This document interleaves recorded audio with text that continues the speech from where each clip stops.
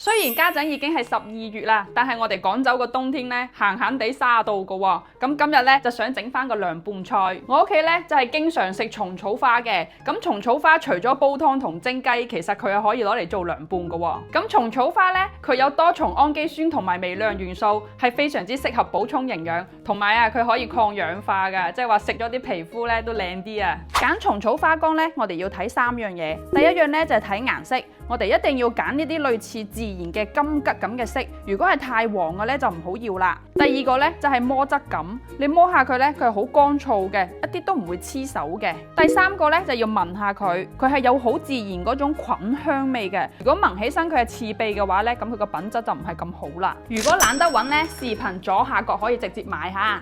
咁首先就肯定要用清水洗一洗佢啦，將表面嗰啲浮塵洗乾淨。再擺翻落清水嗰度浸佢20分鐘。我呢度呢，就係用咗30克嘅蟲草花乾。如果你係鮮嘅蟲草花呢，就大概用100克都夠3-4個人食噶啦。我就覺得用蟲草花乾做出嚟呢，佢個香味會濃啲。如果係用鮮蟲草花呢，佢就會爽滑啲。但係蟲草乾好保存啊嘛，你有時啊蒸下雞啊或者炒下菜啊都會隨攞隨有。趁啲蟲草花泡發嗰陣呢，先嚟調一個靈魂醬汁。呢度有蒜蓉、小米辣同埋芝麻。熱油再淋落去，哇！呢個味真係正啊！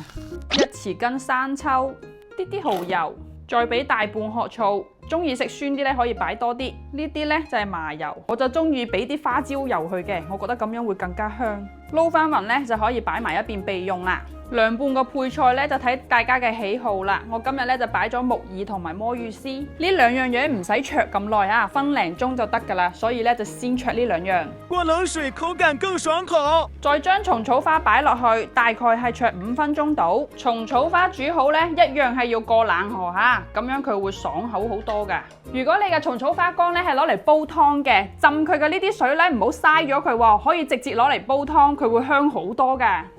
芫茜就唔少得噶啦，再將啱啱準備好嘅醬汁淋落去，撈翻勻咧就上得台啦。呢個涼拌菜係咪超快手呢？